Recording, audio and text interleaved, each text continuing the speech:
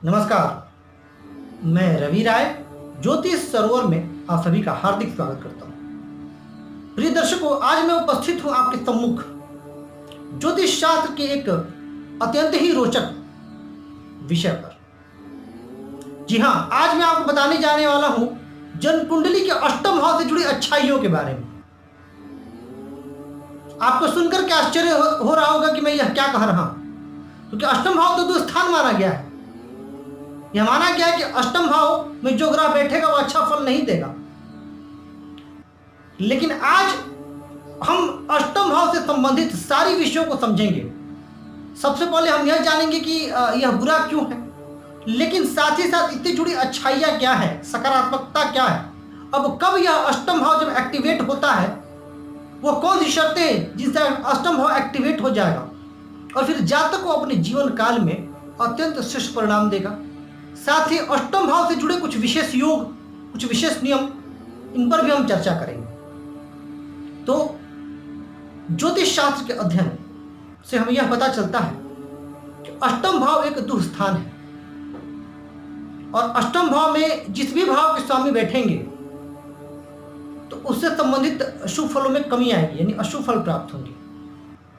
तो जो लोग अभी ज्योतिष सीख रहे हैं या जिनको ज्योतिष थोड़ा बहुत ही समझ में आता है, उनको तो पता है कि अष्टम भाव कौन सा होता है। लेकिन आपकी सुविधा के लिए मैं ये बता दूं जन्म कुंडली का अष्टम भाव होता क्या है। तो ये देखिए, ये मैंने मेष लग्न की कुंडली बनाई है। अब मेष लग्न की कुंडली में जहां पर 8 अंक लिखा हुआ है वह अष्टम भाव है।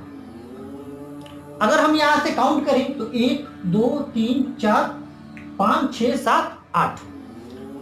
पर यह कोई जरूरी नहीं है कि आपका जो लग्न है उसमें भी अष्टम भाव में 8 ही लिखा होगा। नहीं, आपको काउंट करना हो। जैसे मसलन यहाँ पर अगर वृषभ लग्न की कुंडली होगी तो यहाँ 9 अंक आ जाएगा, मिथुन लग्न की कुंडली होगी तो यहाँ 10 अंक आ जाएगा।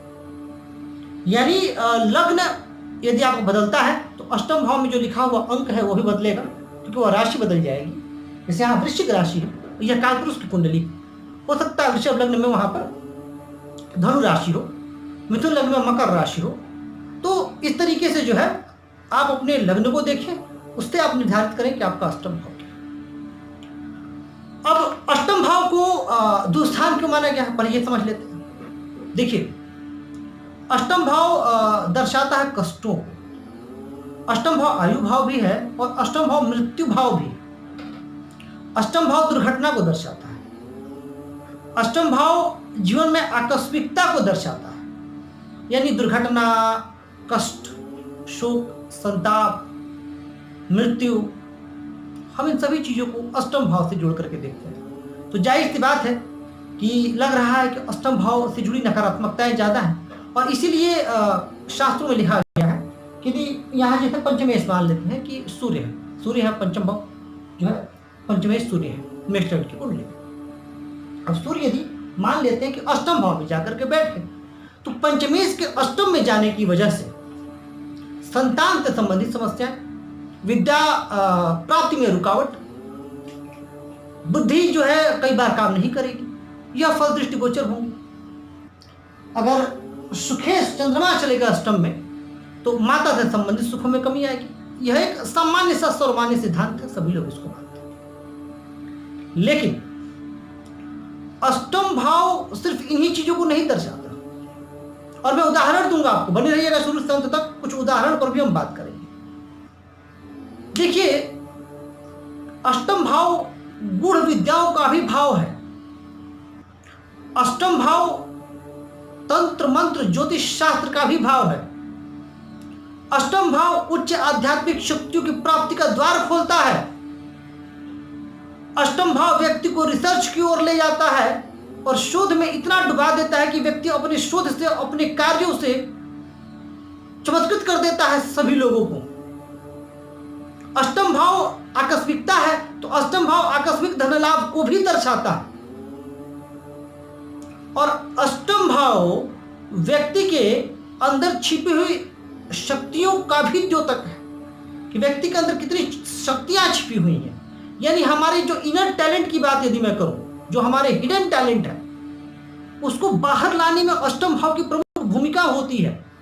और हम करते क्या है, अष्टम भाव में अगर आप बैठ गए, उदास हो गए, निराश हो गए, यदि अष्टम भाव को एक्टिवेट कर लिया जाए,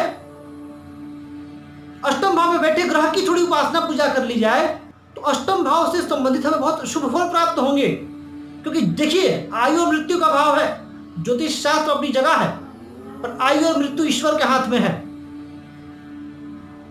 तो आयु और मृत्यु की चिंता किए बिना वो ईश्वर के हाथ में, वो ईश्वर को जब बुलाना होगा बुलाएंगे, जब भेजना होगा भेज देंगे।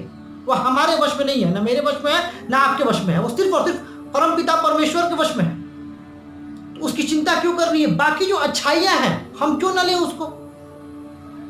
देखिए, भाव कोई बुरा नहीं होता है।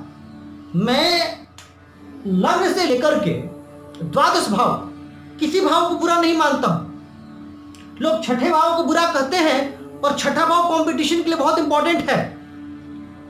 इसको हम किसी और वीडियो में मैं समझाऊंगा आपको। ठीक उसी तरह लोग 12वें भाव को बुरा बोलते हैं। 12वां भाव विदेश यात्रा के लिए बहुत ही महत्वपूर्ण है। 12वां भाव फाइनेंशियल मैनेजमेंट के लिए सबसे अच्छा भाव, लाभ भाव से भी बढ़िया भाव है। 12th house for financial management. ये चीज भी हम डिस्कस करेंगे किन्हीं और वीडियो में। आज जो प्रमुख विषय है वो है अष्टम स्थान।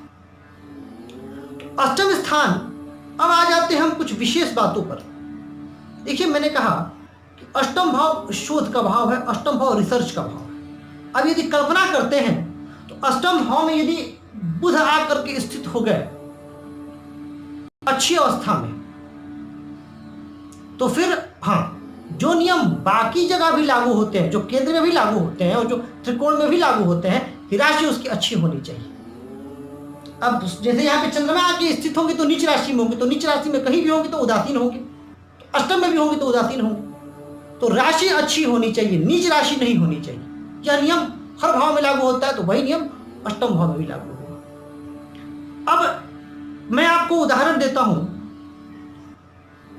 एक शख्स सिंह लग्न की कुंडली और अष्टम भाव में सूर्य बुध, अष्टम भाव में सूर्य बुध होना अर्थात लग्नेश और धनेश दोनों कहां आ गए? दोनों आ गए अष्टम भाव में, यानी मीन राशि पर। इसलिए मैंने बात की थी किस राशि पर है यह जानना भी बड़ा इंपॉर्टेंट है। अब मीन राशि, मीन राशि सूर्य की मित्र राशि और बुध की नीच राशि। सूर्य वहां उच्चाभिलाषी होते हैं, बुध वहां नीच के होते हैं। वहां पर बुध का निचभंग भी था, गुरु बैठे हुए हैं 9वें स्थान में, और चंद्रमा से भी जो है उनकी स्थिति अच्छी है, निचभंग हुआ। इसके अतिरिक्त बुध की जो दृष्टि पड़ी, बुध की जो दृष्टि गई, सप्तम दृष्टि, वह कहां गई? वह धन स्थान पर गई। तो धन स्थान पर जाने की वजह से ये बुध बहुत शुभ हुए। और इसी जातक की जब बुध की अंतर्दशा आई तो जातक विदेश गया और जातक विदेश में सेटल है। तो अष्टम भाव में बैठे ग्रह ही तो उसको ले गए। और जब उस व्यक्ति की अष्टमेश की दशा, अच्छा आश्चर्य यह देखिए, अष्टमेश की महादशा, यानी महादशा किसकी थी? गुरु की। गुरु की महादशा में बुध के अंतर में वह व्यक्ति गया। इसलिए मैं कहता हूं कि ज्योतिष शास्त्र की वैज्ञानिकता को हमें समझना है। सिर्फ किसी भाव को नकार देना, किसी भाव को बुरा मान लेना गलत है। जितने भी लोग पीएचडी कर रहे हैं, किसी शोध कार्य से जुड़े हैं, साइंटिस्ट हैं, इवन जो ज्योतिषी का जो काम कर रहे हैं, जो लोग ज्योतिषी हैं, उनका भी अष्टम भाव का एक्टिवेटेड अवस्था में होना बड़ा आवश्यक है। क्योंकि 8वां भाव ही आपको बिल्कुल गुड़ जड़ तक ले जाएगा, और आप जड़ तक जाएंगे और चीजों को वहां से निकाल करके ले आएंगे। पीएचडी डिग्री अवार्ड होने के लिए, अगर किसी को पीएचडी डिग्री अवार्ड होनी है, तो अष्टमेश और नवमेश की भूमिका बड़ी महत्वपूर्ण हो जाती है उस समय में। इसके अतिरिक्त अष्टम भाव बहुत प्रमुख योगों को भी बनाता है। जैसे आप लोगों ने लग्नाधि और चंद्राधि योग के बारे में सुना होगा। यदि लग्न से अथवा चंद्र से छठे, सातवें और 8वें भाव में शुभ ग्रह हो तो क्या बनता है? लग्नाधि, अथवा लग्न थे हो तो लग्नाधि, चंद्र थे हो तो चंद्राधि। तो 8वें की भी तो संज्ञा दी गई ना। तो इस तरीके से 8वां भाव वहां भी एक महत्वपूर्ण भूमिका निभा रहा है, और 8वां भाव वहां भी शुभ हो रहा है। वैवाहिक सुख, विशेषकर स्त्रियों की कुंडली में सप्तम स्थान जो है विवाह स्थान होता है, और सप्तम से दूसरा यानी सप्तम से कुटुंब यानी पति का कुटुंब। तो पति के कुटुंब को देखने के लिए भी अष्टम स्थान का अगर वहां शुभ ग्रह बैठे हों तो सिर्फ पति के अलावा जो बाकी परिवार कुटुंब में लोग हैं, सास ससुर देवर ननद, इन लोगों से भी जो संबंध है वो अच्छे रहते हैं। और यदि वही पाप ग्रह हो तो इससे संबंधों में कटुता आती है। तो आप देख रहे हैं कि अष्टम भाव की भूमिका कितनी महत्वपूर्ण हो रही है। अगर अष्टम भाव में मंगल बैठे, मान लीजिए मेष लग्न की ही कुंडली हो, अष्टम भाव में यहां मंगल बैठ जाए तो कोई बुरे नहीं है। यहां से मंगल बैठेंगे और मंगल की चतुर्थ दृष्टि लाभ स्थान पर भी जाएगी। लग्नेश अष्टम में आकर के आयु में वृद्धि तो करेंगे, साथ ही लाभ भी देंगे, मांगलिक बनाएंगे, वो अलग बात है। लेकिन ये मैं आपको समझाने के लिए बता रहा हूं अष्टम भाव में बैठना कितना शुभ फल दे सकता है। हाँ, लेकिन अगर यही स्त्रियों की कुंडली में मंगल अष्टम में होंगे तो परिवार से कुटुंब में समस्या आएगी। पुरुषों की कुंडली में हुए तो अच्छी स्थिति में रहेंगे। तो दर्शकों, ये आपको एक समझाने का मेरा प्रयास है कि सिर्फ और सिर्फ किसी भाव को बस ऊपर ऊपर देख लेना या उस भाव से भयभीत हो जाना यह सही नहीं है। अष्टम भाव से विपरीत राजयोग भी बनता है। अगर दुष्स्थान के स्वामी अष्टम में आ गए, अष्टम के स्वामी दुष्स्थान में चले गए तो विपरीत राजयोग बन जाए।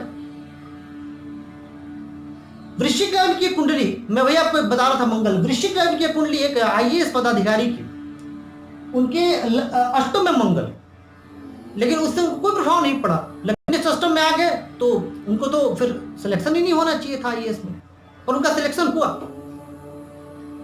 तो ये चीजें जाननी बहुत जरूरी है। सिर्फ किसी भाव से भयभीत हो जाना ये गलत है। तो आप अपनी जन्म कुंडली देखें, अपनों की जन्म कुंडली देखें, देखिए कि क्या पहले देखिए कि अष्टमेश कौन है और अष्टम भाव में कौन कौन से ग्रह स्थित है, और उसके बाद एक निष्कर्ष पर आइए अष्टमेश की और अष्टम भाव में बैठे स्थित ग्रहों की नवमांश में और दशमांश कुंडली में क्या स्थिति, उसके बाद आप किसी निष्कर्ष पर आए। अब मैंने उदाहरण की बात की थी कि मैं एक उदाहरण दूंगा जिससे कि आपके सारे संशय दूर हो जाएंगे, क्योंकि अभी तक मैंने जितने उदाहरण दिए उनको आप लोग नहीं जान रहे थे। अब मैं जिनकी उदाहरण देने जा रहा हूं उनको सब लोग जानते हैं। सदी के महानायक श्री अमिताभ बच्चन जी, कुंभ लग्न की कुंडली और अष्टम भाव में 4 ग्रह, कौन कौन से? सूर्य, बुध, शुक्र और मंगल। अब यहां कुंभ लग्न यदि आएगा तो अष्टम भाव में आ जाएगी कन्या राशि। तो कन्या राशि आएगी तो अब ग्रह कौन कौन से हैं? तो सूर्य कहां के स्वामी हो जाएंगे? सूर्य स्वामी हो जाएंगे कुंभ लग्न की कुंडली में सप्तम स्थान के, यानी सप्तमेश। बुध छठे अष्टम के ही स्वामी है और साथ ही साथ पंचम के भी स्वामी है। तो पंचमेश और अष्टमेश अष्टम में ही बैठे हुए हैं। शुक्र स्वामी हो जाएंगे भाग्य स्थान के, अब भाग्य अष्टम में आ रहे हैं। साथ ही मंगल स्वामी हो जाएंगे दशम स्थान के। अब देखिए, सप्तमेश जा रहे हैं अष्टम में, वैवाहिक जीवन उनका अच्छा चल रहा है, तब तो अच्छा नहीं चलना चाहिए इतना अष्टम में है। तो साथ ही पंचमेश पुत्र सुख नहीं मिलना चाहिए, पर ईश्वर की कृपा है, सब कुछ है। साथ ही भाग्य, अब उनसे अच्छा भाग्य किसी का हो सकता है क्या? भाग्य अष्टम में फिर भी देखिए, और वहां शुक्र नीच के कन्या राशि पर, उसमें मैंने वीडियो बनाया है कि नीचभंग राजयोग कब काम करता है। आगे आपके मन में कोई सवाल होगा तो और वीडियो बनाऊंगा। और दशमेश का अष्टम में आना, तो कार्मिक क्षेत्र में उनको अच्छा नहीं करना चाहिए, पर वो सदी का महानायक है, अपने फील्ड के वो सर्वश्रेष्ठ पोजीशन पे है। अब बताइए, इससे बेहतर, इससे उत्कृष्ट और क्या उदाहरण हो सकता है अष्टम भाव की प्रासंगिकता को सिद्ध करने का? तो यदि आपकी जन्म कुंडली में भी अष्टम भाव में कोई ग्रह है तो उनका आप अच्छे से विवेचन करें, उनको अच्छे से आप समझें, उसके बाद ही आप किसी निष्कर्ष पर आए। दर्शकों, आज के कार्यक्रम में बस इतना ही, और मुझे पूरी उम्मीद है कि आप लोगों को यह कार्यक्रम पसंद आ रहा है। वीडियो को ज़्यादा से ज़्यादा लाइक करें, सब्सक्राइब करें और शेयर करके हमें अपना प्यार और स्नेह जरूर दें। आज के लिए बस इतना ही। नमस्कार।